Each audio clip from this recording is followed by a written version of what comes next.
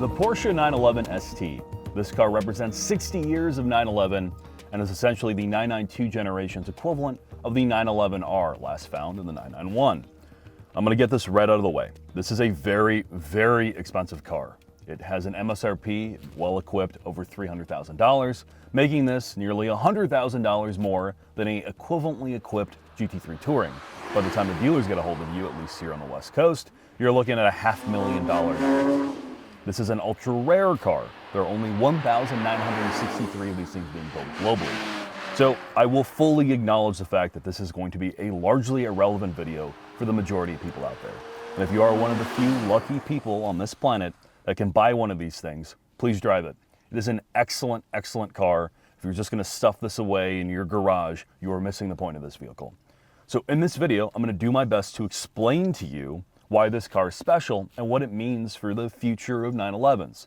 One of the things that people seem to forget is the 911R paved the way and paid for the development of the manual gearbox in the 991.2 GT3. So I'm hoping at least some of the technical improvements found in this 911 ST make its way into future iterations of the GT3 and other less expensive, less exclusive, and less irrelevant 911 variants. So it has the running gear out of the GT3 RS. It's 518 horsepower. It's good for 0 to 60 and who cares, very quick. It is a rebodied GT3 Touring. So unlike the GT3 RS, which it shares its motor from, it's not a wide body car. The wide body cars are on the turbo body. This is on the Carrera body. They basically have thrown the parts bin of RS and special parts at this vehicle to shave weight.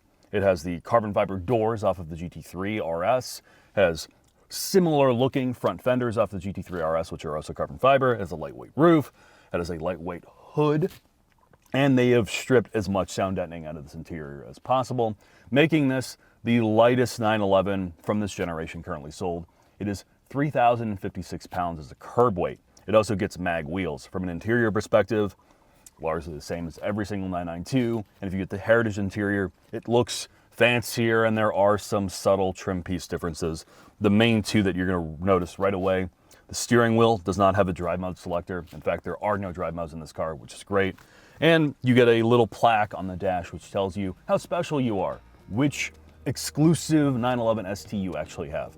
Now, with all that out of the way, it's time to talk to somebody who actually designed this car and honestly has worked on all of your favorite Porsche products.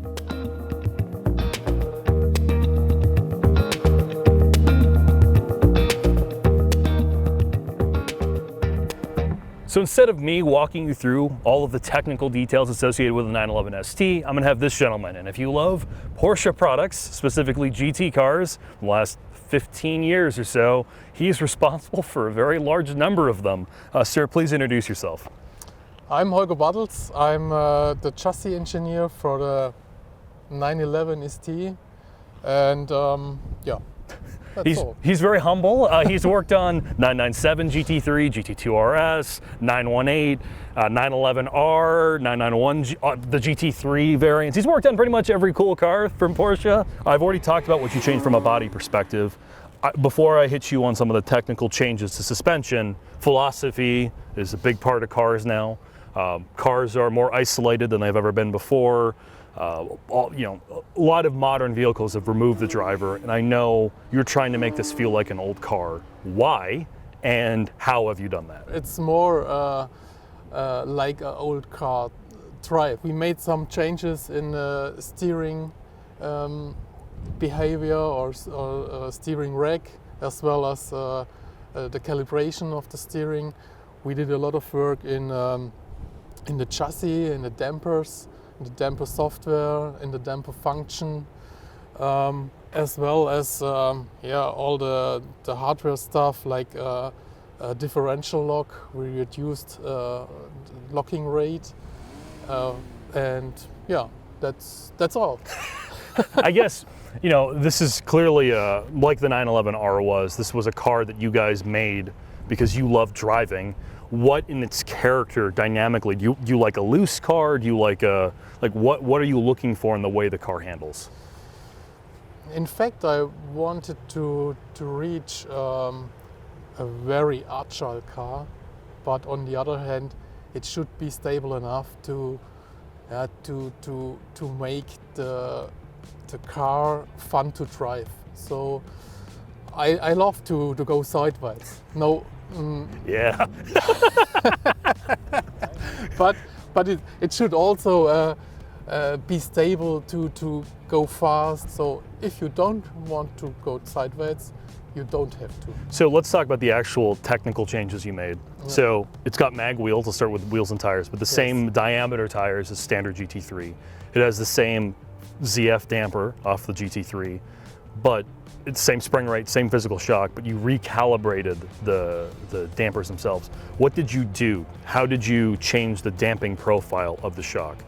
We changed more the philosophy on the characteristics, and uses some other software parts, developed some new parts. We have a switch on in the car. Usually, PSM Sport. Yes, PSM Sport.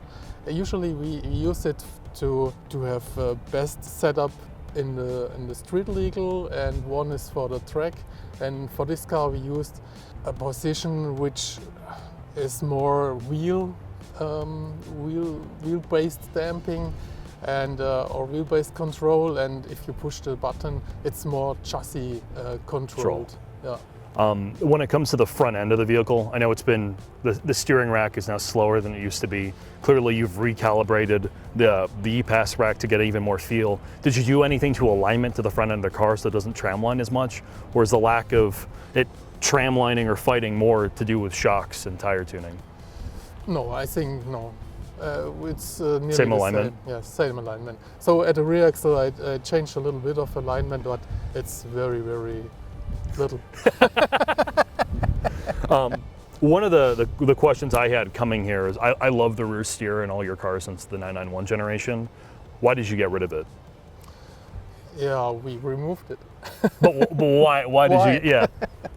I think the most important thing is to improve the weight of the car, to get out some weight, because this car is the lightest 992 we have ever done, and we should, yeah, and we wanted to achieve some numbers to get as much weight out of the car as possible. And the second reason was we wanted to have a very clear driving behavior, so very analog with all its disadvantages, yeah. Yeah, as well. You changed the rear diff though to get rid of some of that, not hesitation, but to speed up the turn-in, correct? Yes, yes. What did you do there? We reduced the ratio of the... So it's less lock? It's less lock, yes. In both directions is... a freer diff. It's freer diff, yes. My last questions for you are drivetrain related. The 4-liter, it's identically, the long block is physically the same as what's in the GT3 RS. Yes. So hot air cams, your oiling improvements are there, your freer flower intakes, but the transmission has been changed. So same physical gearbox as GT3 Touring, but you changed the final drive, the Yes. constant ratio, and you did a lightweight clutch and a single mass flywheel. Why make those changes? So you can rev it more essentially? Yes, it feels more than a race car. The feeling is so good, and it revs so fast. It's a pleasure to drive with it. So with that, I think I'm gonna go take this for a quick drive.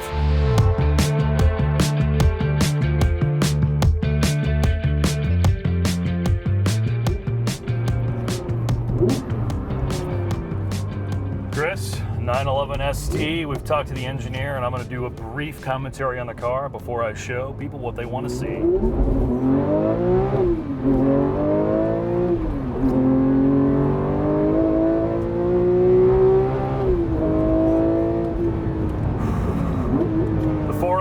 Chris, we've driven it in pretty much every iteration now. I know you've not spent time in the GT3, but Mark and I have. And this, along with the LT6 out of the Z06 and the V10 out of the Huracan, are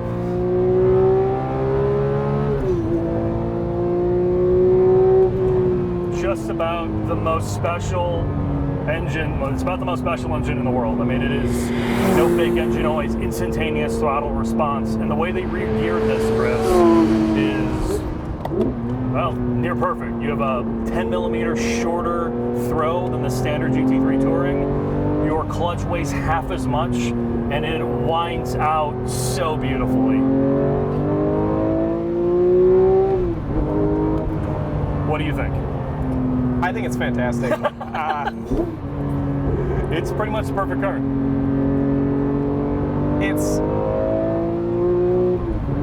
It's incredibly special to just be here. Yeah. It's, I mean, it's hard, I know, for a lot of people. This is a lot of money, as I talked about at the beginning, and it's nearly $100,000 more than a regular GT3, and this is a limited production car. But you know, Mark always bemoans the lack of feel out of modern vehicles. Well, no, this doesn't feel like a 90s car or an early 2000s vehicle. Outside of some esoteric sports car or, I guess, a Lotus, there's really nothing modern that has this level of connection, has a manual gearbox that makes this kind of power.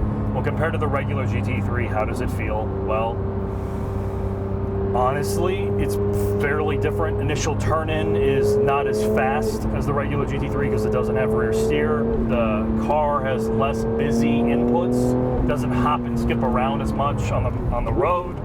And do you feel the 80 or 100-pound weight difference between this and a GT3 Touring? At least on the street, no, not really. The main things you do notice is the better damping profile for street driving, the slower steering, and the extra level of blippability of the drivetrain. Because you have those shorter gear ratios, you get to interact more and more with this gearbox, which honestly, man, is exactly what you want out of a car like this, and just listen to it.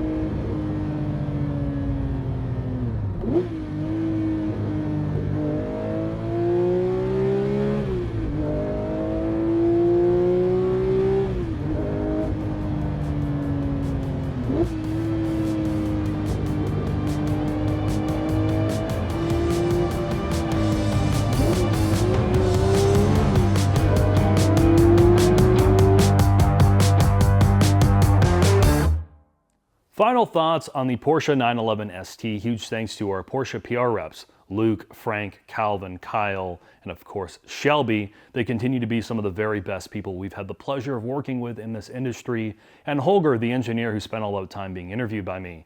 He is a really remarkable human being. He has worked on nearly every single GT product since the 997 generation cars, and getting to talk to him for several hours off camera is something I'm probably always going to remember. He's a very kind man. Now, the car itself, we did not get a lot of time to film our drive segment due to the fact that the road is actively being shut down and we were losing light, but we did spend many hours in the vehicle itself. And the thing I'm going to say is, essentially, Porsche took one of the best driving cars you can currently buy, the 992 generation GT3, and improved upon it in a couple areas. The three primary ones are the way you interact with the 4-liter, the decreased weight of the flywheel, and the lightened clutch make this thing rev like crazy. And with the more aggressive rear end, or the shorter gears, depending on how you want to say that, you get to interact with this very special engine more often. While the gears are still long, it is a remarkable experience. The only con of that is there's more drivetrain noise out of the clutch, particularly low RPMs. The damping, The revised ZF dampers now make this car less nervous to drive on the street. It doesn't hop and skip around like a regular GT3, making this a vehicle you want to drive more often. And the revised steering in the front, the deletion of the rear steer, and the new programming for the rear diff make this vehicle feel much different on turn-in. The front end, because the steering ratio is slower, is less nervous, so the car doesn't wander as much. And with the deletion of rear steer, while it does make the front end feel slower, does make this feel a little bit more old school in the way the nose works with the back. It's not necessarily a pro and con in that regards, but it is a difference. I do think this car is very, very enjoyable to drive, and it is incredibly quick. Now, the car is really expensive and ultra exclusive, as I talked about in the beginning of this video. And the key takeaways for me is, yes, this car is largely relevant to the majority of people, but if you're one of the few lucky people on this planet who get to own one of these cars, do yourself a favor and don't stuff it away in some garage. Drive it, because it is a brilliant car, and there are very, very few vehicles like this in the world. With that, thanks for watching. I hope to see you soon.